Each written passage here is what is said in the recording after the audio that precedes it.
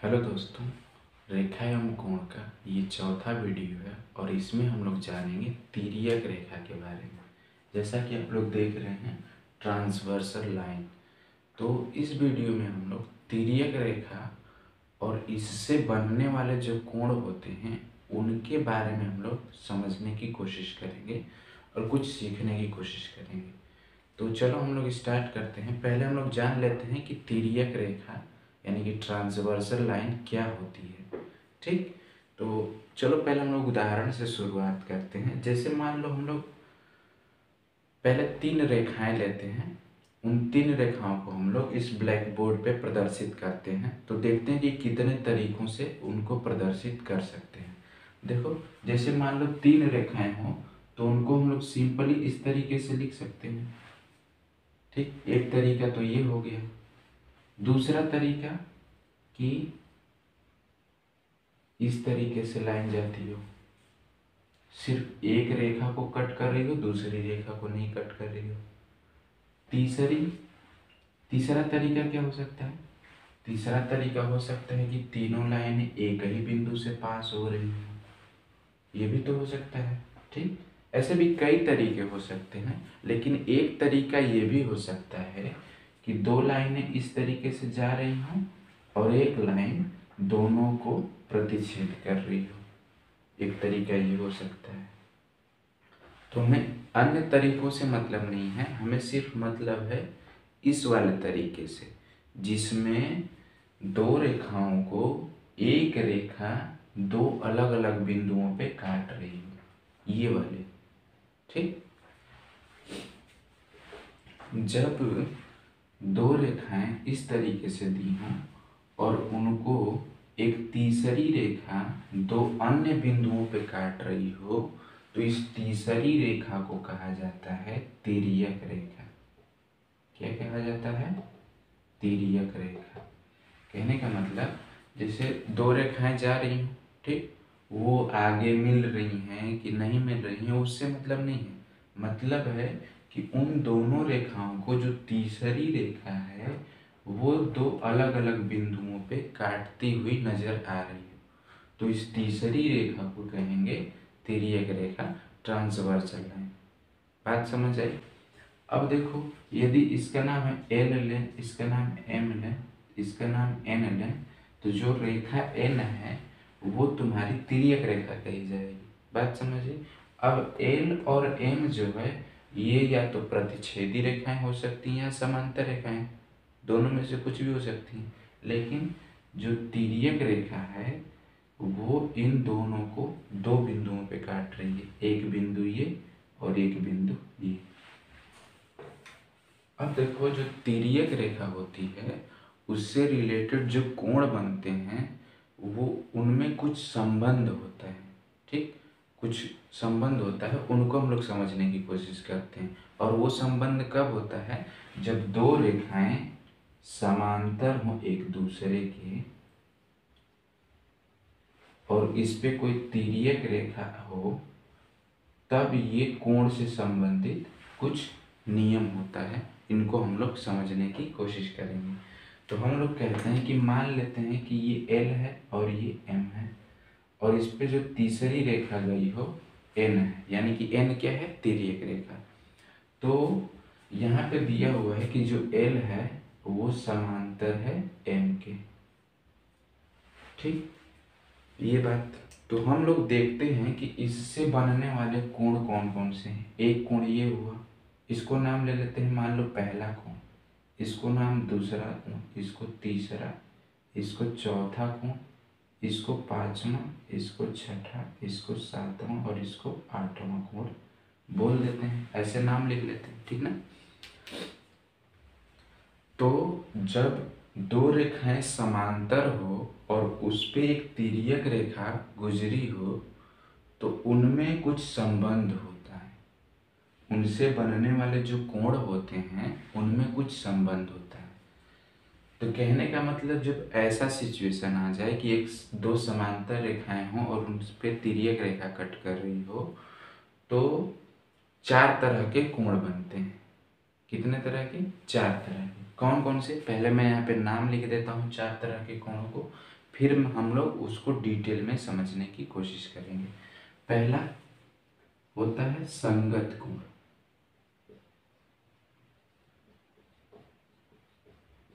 इसको इंग्लिश में बोलते हैं करस्पॉन्डिंग एंगल।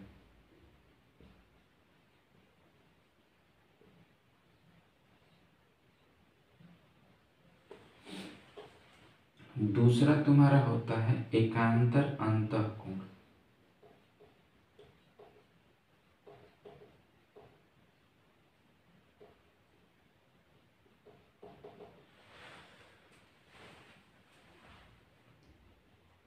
तीसरा होता है तुम्हारा एकांतर बाह्य कोण। और चौथा होता है तुम्हारा संबंधित कोण। कौन सा कोण? संबंधित कोण। ठीक है, बारी बारी से एक एक को समझेंगे। पहले हम लोग जान लेते हैं कि संगत कोण क्या है। ठीक, संगत कोण। तो संगत का मतलब समझ रहे हो कुछ? जैसे बड़े बुजुर्ग लोग कहते हैं कि संगत का प्रभाव असर पड़ता है कि नहीं, ऐसा बोलते हैं ना। तो संगत का मतलब जिसे उन मतलब कुछ समान गुण वाली बात होगी, संगत ऐसा कुछ। तो जो संगत कोण होते हैं वो आपस में बराबर होते हैं। पहले संगत कोण क्या होते हैं इसमें देख लेते हैं।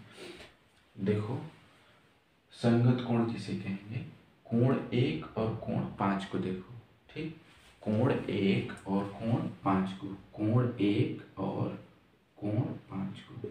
ठीक, इसी प्रकार और भी होंगे। पहले इसको देखो, कोण 1 कहाँ पे स्थित है? इस रेखा के यानी रेखा L के ऊपर और तिर्यक रेखा L के बाएं साइड।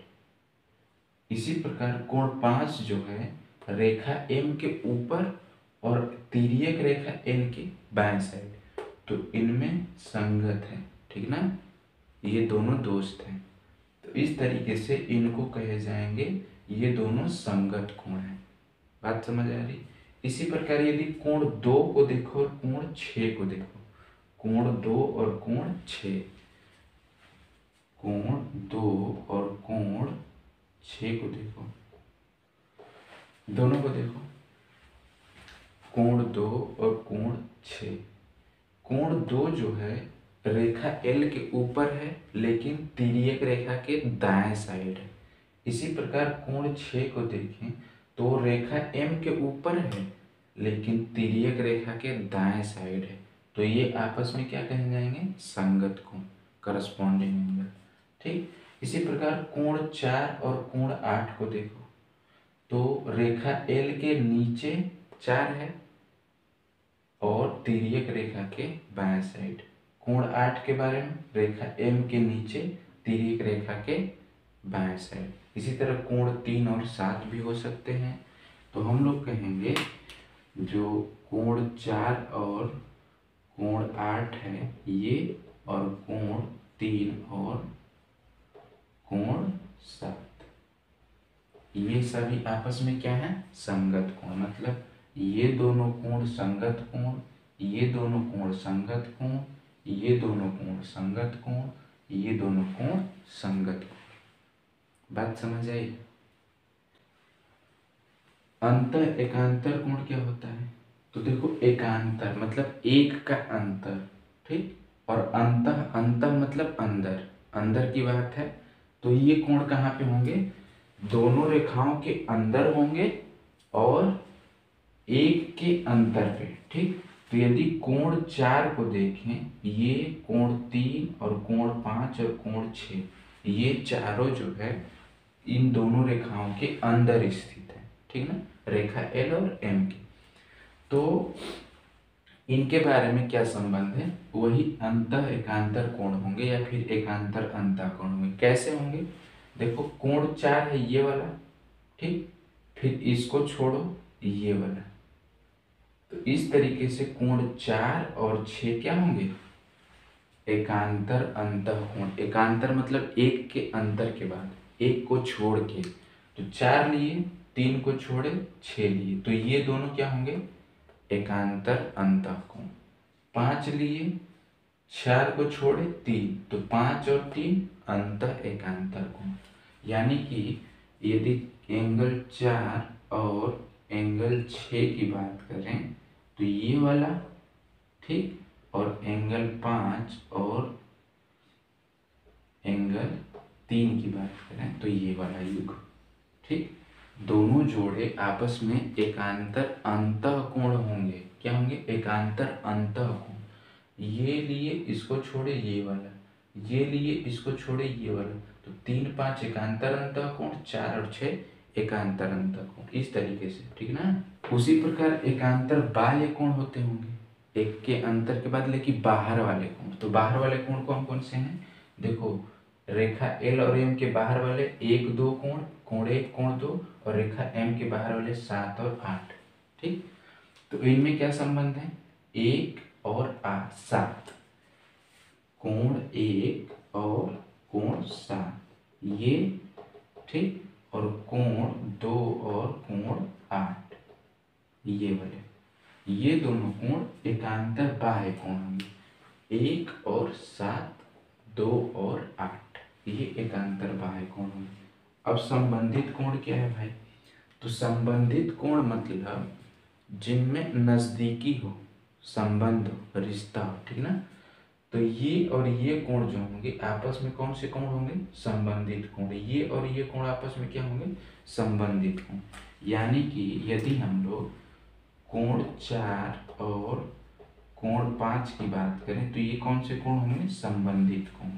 इसी प्रकार कोण 3 और कोण 6 की बात करें तो ये आपस में क्या होंगे? संबंधित कोण होंगे। इतनी बात समझ आई? एक बार फिर से बता दे रहा हूँ। संगत कोण, संगत मतलब जिनमें संगत का प्रभाव हो, जैसे कोण 1 और कोण 5।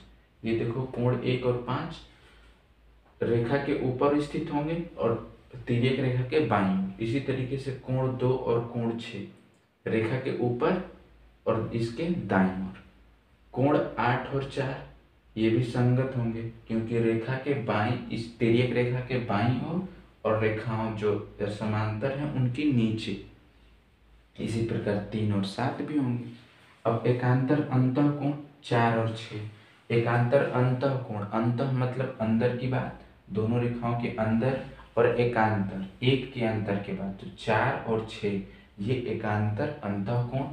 3 और 5 एकांतर अंतःकोण। अब इसी प्रकार एकांतर बाह्य कोण 1 और 7। बाह्य की बात हो रही, बाहर की, तो इस रेखा के बाहर 1 और 2, इस रेखा के बाहर 7 और 8। तो इनमें जो संबंध होगा एकांतर बाह्य कोण का 1 और 7, ठीक, 2 और 8। संबंधित कोण, संबंधित कोण का 2 3 और नाम है। तो संबंधित कोण देखो क्या है? तिर्यक रेखा की एक ही ओर स्थित है। तिर्यक रेखा के एक ही ओर, इनको इस तरह से भी हम लोग कहते हैं संबंधित कोण को, तिर्यक रेखा की एक ही ओर लेकिन दोनों जो समांतर रेखाएं हैं उनके अंदर। तिर्यक रेखा की एक ही ओर और जो समांतर रेखाएं हैं उनके अंदर, तो ये और ये कोण आपस में क्या होंगे? संबंधित कोण। तिर्यक रेखा के एक ही ओर, इसी प्रकार तिर्यक रेखा के एक और इधर ये 3 और 6, तो ये संबंधित कोण। 3 और 6 संबंधित कोण, 4 और 5 संबंधित कोण। बात समझ आई? इतनी। अब देखो, इनसे रिलेटेड कुछ नियम होते हैं, ठीक, कुछ प्रमेय होते हैं, कुछ अभिगृहित होते हैं। क्या होते हैं? पहला है संगत कोण। तो संगत कोण के बारे में बोला जाता है कि जब दो समांतर रेखाएं हो और एक तिर्यक रेखा कट कर रही हो दोनों रेखाओं को, तो जो संगत कोण होंगे वो आपस में बराबर होते हैं। संगत का असर पड़ता है ना, तो संगत कोण आपस में बराबर होते हैं। यानी कि यदि कोण 1 और 5 की बात करें तो ये संगत कोण है, यानी कि ये आपस में क्या होंगे? बराबर होंगे। यानी कि यदि कोण 1 x डिग्री का है तो कोण 5 भी कितना डिग्री का होगा? x डिग्री का। बात समझ आए? इसी प्रकार कोण 2 और 6 क्या है? संगत कोण है। तो कोण 2 और कोण 6 आपस में क्या होंगे? बराबर होंगे। इसी प्रकार कोण 4 और 8 बराबर होंगे, कोण 3 और 7 आपस में बराबर होंगे, क्योंकि ये संगत कोण है। ठीक, इसको उल्टा भी हम लोग कह सकते हैं कि यदि जब दो रेखाएं हों और उनको एक तिर्यक रेखा कट कर रही हो, ठीक ना, ये नहीं दिया है कि ये समांतर रेखाएं हैं, बस ये दिया है कि दो रेखाएं हैं और उनको एक तिर्यक रेखा कट कर रही है।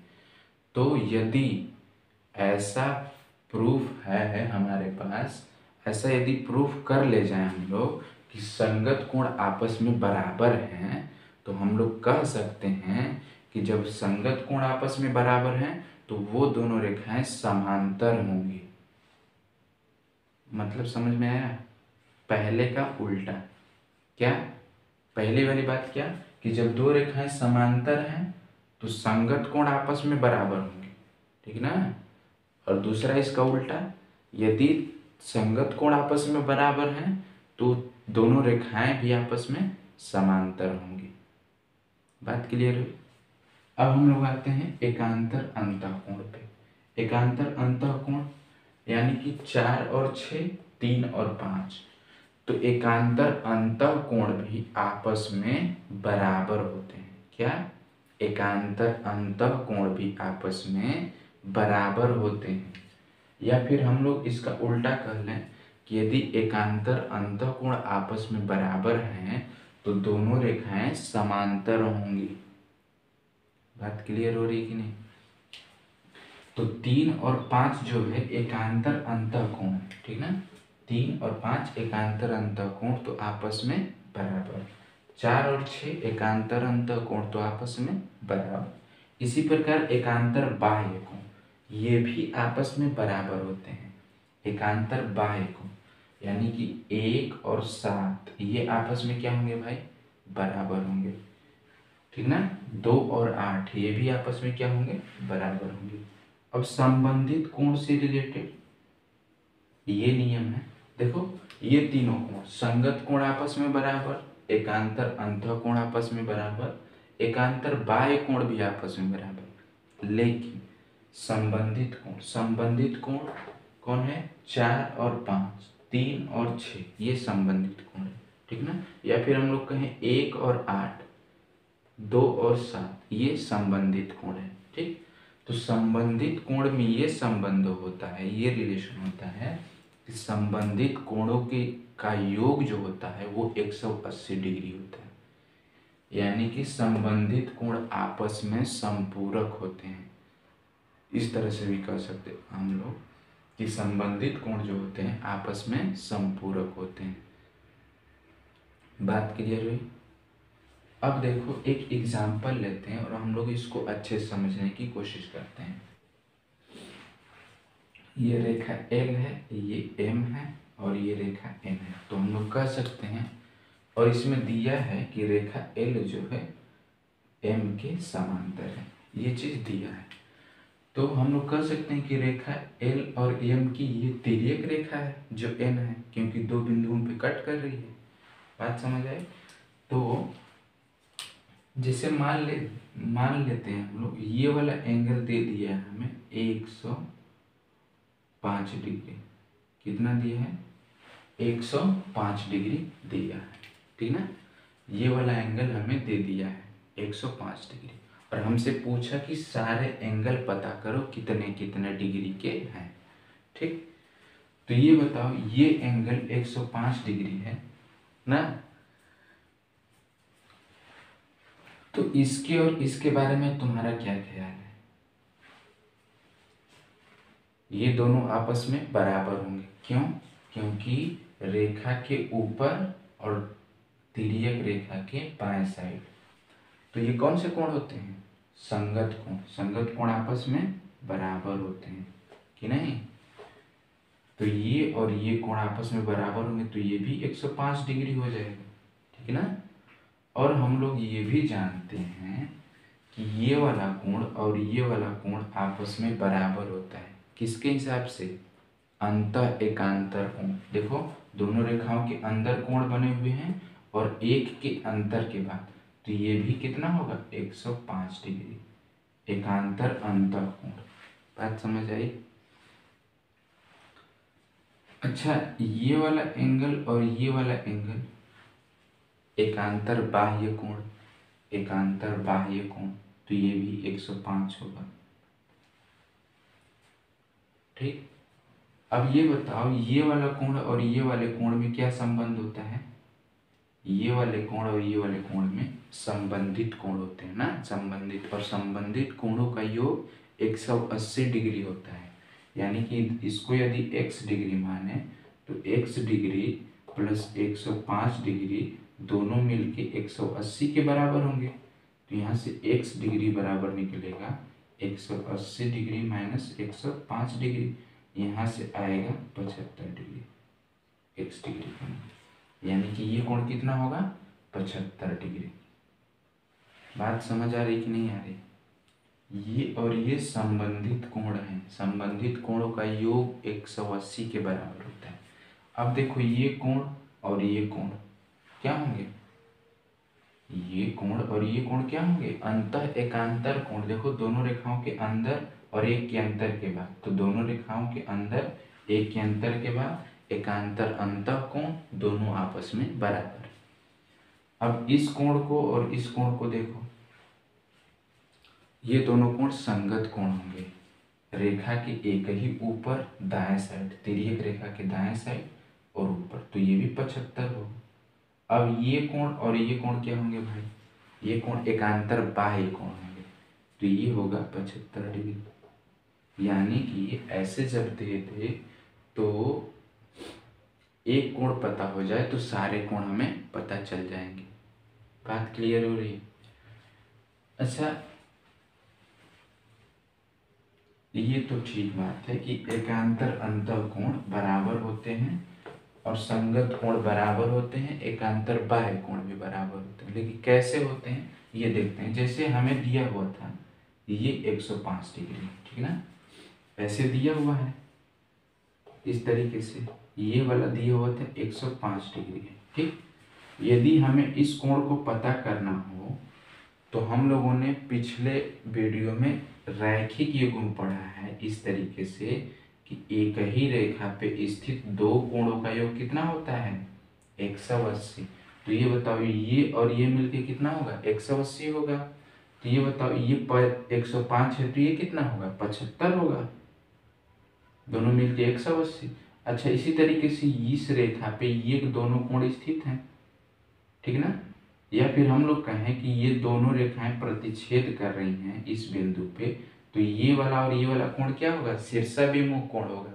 तो शीर्षाभिमुख से ये भी 75, शीर्षाभिमुख से ये 105 डिग्री, कि नहीं? बात समझ आ रही?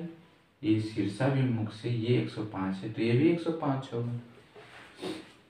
या फिर इसको देखो, ये वाला एंगल, तो ये वाला और ये वाला एंगल में ये संबंध होता है कि दोनों संपूरक होते हैं। संपूरक मतलब दोनों का योग 180। तो ये 75 है तो ये 105 डिग्री होगा, दोनों का योग 180। अब ये 105 है तो ये भी 105 होगा। क्यों होगा भाई? शीर्षाभिमुख से। अब ये 105 है तो ये 75 होगा। क्यों होगा? ये देखो यहाँ पे रैखिक युग्म बन रहा है, ये रेखा और इस पे ये दो कोण, तो रैखिक युग्म में दोनों कोणों का योग 180। तो ये 105 तो ये 75। अब देखो ये 75 तो ये भी 75, क्योंकि ये शीर्षाभिमुख से। इसी तरीके से बस इनका नाम अलग अलग रखा गया है कि संगत कोण है, उनमें एक संगत होती है, एक दोस्ती होती है, एक संबंध होता है, एक समान गुण होता है। तो ये और ये संगत कोण है, ये और ये संगत कोण, ये और ये संगत कोण, ये और ये संगत कोण, ये और ये एकांतर अंतः कोण, ये और ये एकांतर अंतः कोण, ये और ये एकांतर बाह्य कोण, ये और ये एकांतर बाह्य कोण, ठीक है। ये और ये संबंधित कोण, ये और ये संबंधित कोण। बस संबंधित कोण का योग 180 होता है। बाकी अंतः एकांतर हो, अंतः बाह्य एकांतर बाह्य कोण हो, एकांतर अंतः कोण हो या फिर संगत कोण, दोनों आपस में बराबर होते हैं, ठीक ना। ये युग्म होता है, युग्म कोणों का युग्म होता है, जोड़े भी। अब अब एक बात और समझ लेते हैं। जैसे एक नियम आप लोगों ने पढ़ा होगा कि जैसे ये रेखा इस रेखा के समांतर है, रेखा M जो है रेखा N के समांतर है, ठीक इस तरीके से। और रेखा L जो है, रेखा L जो है N के समांतर है। क्या दिया हुआ है कि रेखा M जो है समांतर है N के और रेखा L जो है समांतर है N के। मतलब कि M N के समांतर, L N के समांतर, ठीक ना। तो L और M भी आपस में क्या होते हैं, समांतर होते हैं। यानी कि L और M भी आपस में क्या होंगे, समांतर होंगे, ठीक ना। ऐसा दिया हो तो कि ये इसके समांतर, ये इसके समांतर, तो ये इसके भी समांतर होगा या फिर ये इसके भी समांतर होगा। तो यदि इन तीनों रेखाओं से एक रेखा गुजर रही है इस तरीके से, तो इसको भी तिर्यक रेखा कहेंगे, ठीक ना। तो ये बताओ ऐसे जब हो तो ये वाला कोण और ये वाला कोण संगत कोण, ये वाला कोण और ये वाला कोण संगत कोण कि नहीं। ये वाला कोण और ये वाला कोण संगत कोण, ये वाला कोण और ये वाला कोण संगत कोण, ठीक। ये वाला कोण और ये वाला कोण एकांतर अंतः कोण, ये वाला कोण और ये वाला कोण एकांतर अंतः कोण, ये वाला कोण और ये वाला कोण एकांतर अंतः कोण, ये वाला कोण और ये वाला कोण एकांतर अंतः कोण। और उनमें संबंध तो आप लोग जानते ही हो। तो इसी तरीके से हम लोग सब हल कर सकते हैं, ठीक ना। इसी तरीके से यदि तीन रेखाएं हों तो उनमें भी हम लोग ये नियम लगा सकते हैं। अब हम लोग दो एग्जाम्पल लेते हैं, उनके द्वारा हम लोग इनके नियम को समझने की कोशिश करते हैं। जैसे इस तरीके से चित्र दिया हुआ है, इसमें x, y और z की वैल्यू हमें पता करनी है। और ये दिया हुआ है कि L जो है वो समांतर है M के और ये समांतर ही N के, यानी कि ये तीनों रेखाएं आपस में समांतर हैं। तो हम लोगों को x, y और z की वैल्यू पता करनी है, ठीक है ना। तो देखो यदि हम लोग इस रेखा को देखें, ये वाली जो तिरछी रेखा गई है, ये रेखा कहीं ना कहीं तिर्यक रेखा होगी कि नहीं, क्योंकि तीनों रेखाओं को कट कर रही है। तो तिर्यक रेखा है, तो ये बताओ ये कोण और ये कोण आपस में क्या होंगे। नहीं समझ में आ रहा। ये कोण और ये कोण आपस में क्या होंगे, संगत कोण होंगे। संगत कोण,